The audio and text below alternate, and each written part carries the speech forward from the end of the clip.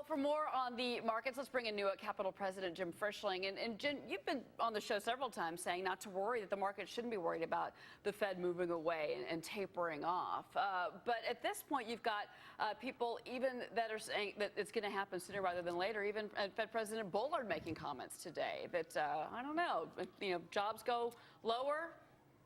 Fed pulls away, it happens. Yeah, I think a lot of people are fixated right now on the stock market performance and therefore talking about when's the tapering going to begin. And yet the Fed's dual mandate is focused on maximizing employment and to a certain extent, and the stability of prices.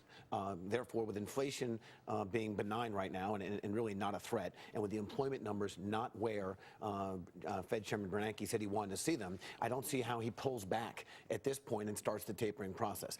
Stock market is not the focus. It has been a key driver of creating the wealth effect, and stocks have been driven in large part by the rates, but that's not the focus of the Fed right now. We got 7.6% on Friday. Certainly that is not 6.5%, which is what the Fed is looking for. Fair enough. But there's also the issue of inflation. And Bullard actually was talking about that when he was making these comments that, maybe inflation isn't where we need to be right now. But he said that, surprisingly low inflation may mean the Fed can maintain the bond buying.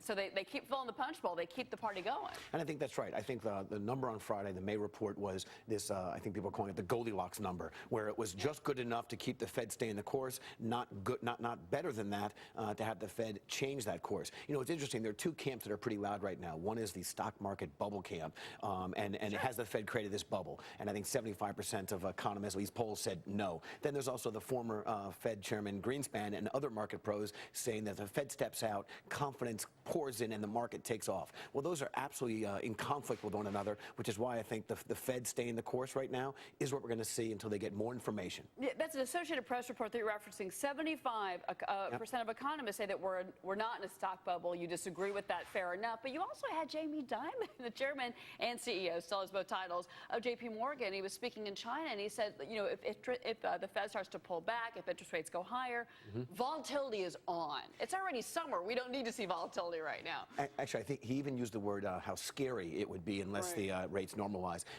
But I want to use that word scary. I want to bring that back a little bit. Scary to me was Lehman Brothers going bankrupt. Scary to me was the forced marriages of B of A and Merrill.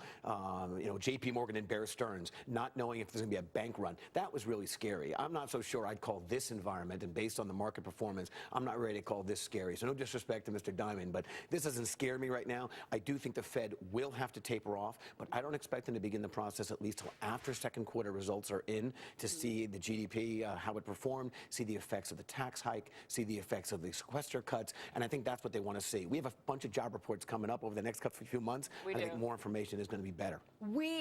Another issue that you've talked about, and you've been letting your clients know about, is we're seeing more securitization of the market. We're not back to 2007. God, no one wants that type of scenario again. But we are seeing that backup secondary market picking up as far as equities goes, or whether it's real estate, investment trusts, et cetera, and then shadow banking. Yes. But you see this as a good thing, because sometimes people hear the term shadow banking and they go, oh, no, that's bad. That's what took us down 5 years ago.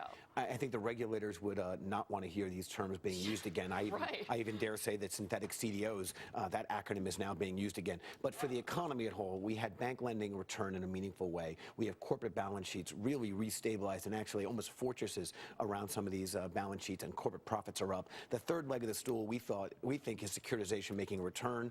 Let's hope for a better transaction, but that will allow, I think, the Fed to pull back, knowing there's other sources of liquidity and other sources of investment and market activity taking place to replace the Fed's pullback. If you look overseas at what happened, and Nicole mentioned it, Japan, OECD coming out and saying that the Japanese market, the U.S. economy as well, on the upswing. So time to play the game here at home. Jim, thank you very much. Jim Frischling. Thanks.